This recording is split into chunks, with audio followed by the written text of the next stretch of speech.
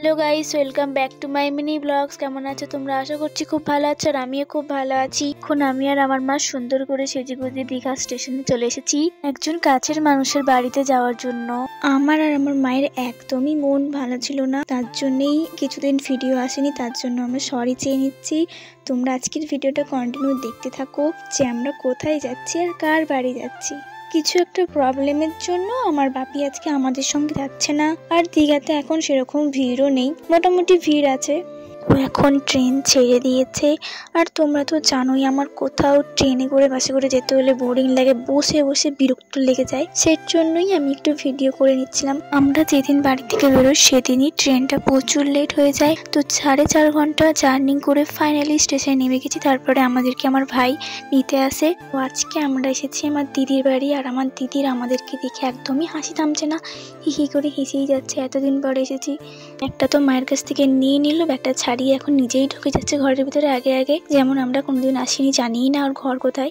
তারপরে আমরা একটু ফ্রেশ হয়ে রেস্ট নিয়ে এখন সেজেগুজে বেরিয়ে পড়েছি কেনাকাটা করতে যাওয়ার জন্য। আমাদের অনেক কিছু নেওয়ার আছে, আর আমরা কেনই বা দিদির বাড়ি এসেছি সেটারও একটা কারণ আছে, সেটার জন্যও একটা মিনি ব্লগ আসবে। তোমরা কন্টিনিউ আমার ভিডিওগুলো দেখতে থাকলে অবশ্যই জানতে পারবে যে কি ভিডিও আসতে চলেছে। আমার দিদির তো ঢং শেষই হয় না, আর তার উপরে আমার মা আমার মাথায় পরিয়ে দিয়েছে এইটা, পুরো ছেলেদের মতন লাগছে। সেটাই আমি আমার মাকে দেখিয়ে বলছিলাম যে এই যে মহিলাটা আমাকে এটা পরিয়ে দিয়েছে, আমার একদম ভালো লাগছে না, পুরো ছেলের মতন লাগছে। গাইস কি বেশি লাগছে, তাও আমাকে ওইটা পরিয়ে যেতে হলো। পড়া নিয়ে তো আমার মার সঙ্গে ঝামেলাও করে দিলাম, আর আমার দিদি এখানে ঢং করছে। হ্যালো গাইস, অবশেষে সব নাটক শেষ করে দিদিভাই, দাদাভাই, আমি 3জন মিলে বেরিয়ে পড়েছি কেনাকাটা করতে যাওয়ার জন্য।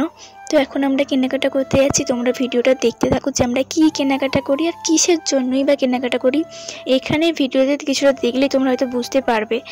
প্রথমেই আমরা চলে এসেছি মিষ্টির দোকানে। এখানে আমার দিদি যা যা মিষ্টি ভালো লেগেছে সব রকম মিষ্টি নিয়ে নিয়েছে। পরে আমাকে চুপ করে রাখার জন্য একটা কিনে দিয়েছি অরুণ আইসক্রিম। তারপরে এখানে চলে এসেছি দাদাভাই জামা কেনার জন্য। দাদাভাই জামা কিছুতেই নেবে না, দাদাভাই নেবে একটা হুডি। আমার দিদি বলছে হুডি নিলে ওটাতেই তোমাকে কাজটা করাবো, ওটা পরেই করতে হবে।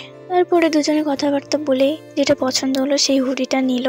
সঙ্গে এগুলো করতে করতে আমি বিরক্ত হয়েছিলাম, তার জন্য আমাকে ফুচকা খাইয়ে নিয়ে চলে এলো বাড়ি চলে এলাম। আর এত বাইরে ঠান্ডা গাইস, মুখ টুক পুরো ঠান্ডা হয়ে গেছে, সেটাই আমি এখানে নাটক করে দেখাচ্ছিলাম। আজকের ভিডিওতে এইটুকু, দেখা হচ্ছে নেক্সট ভিডিওতে। Bye bye guys.